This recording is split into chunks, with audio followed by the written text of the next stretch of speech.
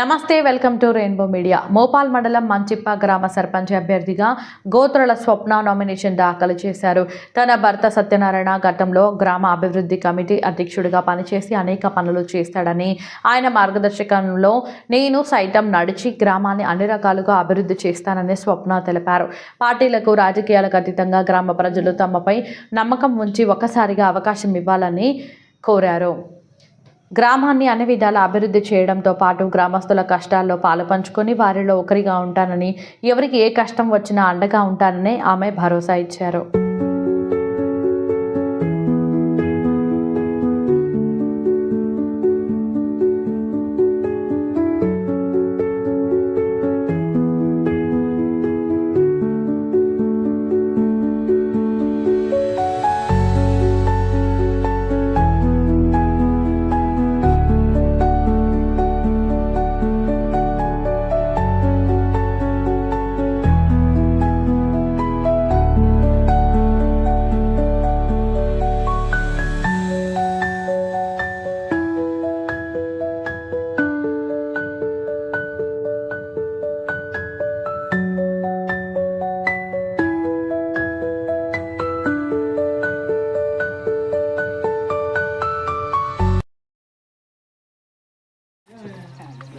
మన మంచిప్ప గ్రామ ప్రజలందరికీ నమస్కారము. నా పేరు స్వప్న.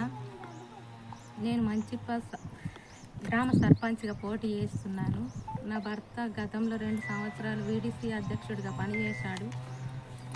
ఊరి సమస్యలు అన్నీ షేర్ చేసుకున్నాడు నాతోని. ఊర్లో ఎలాంటి సమస్యలు ఉన్నా కానీ నాతో షేర్ చేసుకున్నాడు కాబట్టే నాకు కొంచెం అవగాహన వచ్చి నేను సర్పంచ్గా పోటీ చేయడానికి ముందుకు వచ్చాను. అని చెప్పి ముందుకు వస్తున్నాను. మన మంచిప్ప గ్రామంలో ఎలాంటి సమస్యలు ఉన్నా కానీ అందరి సహకారంతో నేను తీర్చిదిద్దుతానని చెప్పి కోరుకుంటున్నాను. నా పేరు సత్యనారాయణ, మాది మంచిప్ప గ్రామం. నేను గతంలో 2 సార్లు వీడీసీ అధ్యక్షుడిగా మంచిప్ప గ్రామంలో చేయడం జరిగింది.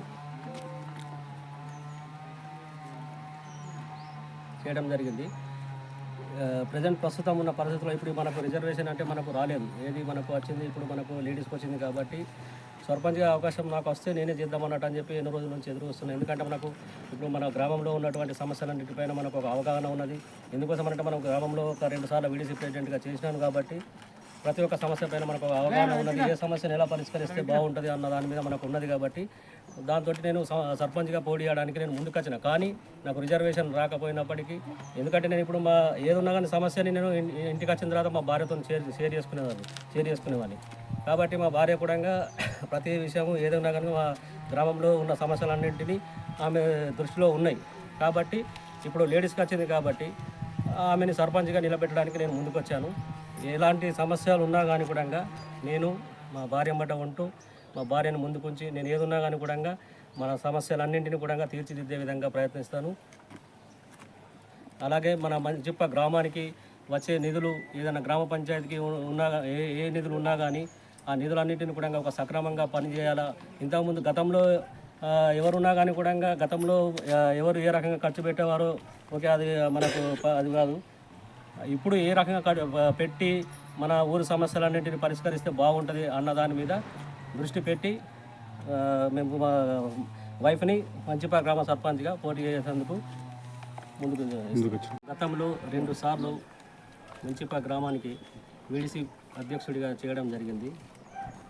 వీడీసీ అధ్యక్షుడిగా నన్ను గ్రామ ప్రజలందరూ గుర్తించి ఈయనకు సర్పంచ్గా అవకాశం ఇస్తే బాగుంటుందని ఎంతో వందల మంది నోట నేను విన్నాను కాబట్టి నాతో ఎంతోమంది అన్నారు కాబట్టి నాకు కూడా అరే మనం మంచి చేయాలి, మన వీడీసీ ఉన్నప్పుడే మనము కొన్ని పనులు మంచి చేసినాం, మనతో ఎంతవరకు వీడీసీలో ఉంటే ఎంతవరకు చేయాలో అంతవరకు అదే జీపీలో గ్రామ పంచాయతీలో ఉంటే ఇంకా బాగా చేయొచ్చు అన్న ఆలోచనతోటి నేను సర్పంచ్గా పోటీ చేయాలనుకున్నాను. కానీ రిజర్వేషన్ రాలేదు కాబట్టి రిజర్వేషన్ మన లేడీస్కి వచ్చింది కాబట్టి గతంలో నేను వీడీసీ ప్రెసిడెంట్గా ఉన్నప్పుడు గ్రామ సమస్యలన్నింటినీ మా భార్యతో షేర్ చేసుకునేవాడిని.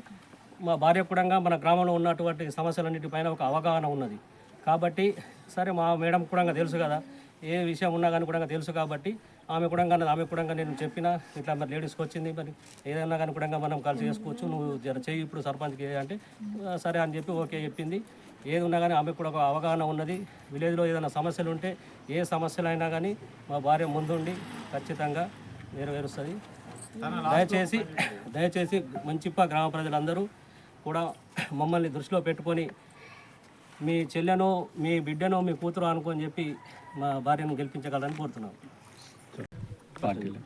సర్పంచ్కి రాజకీయ పార్టీలకు ఎలాంటి సంబంధం లేదు.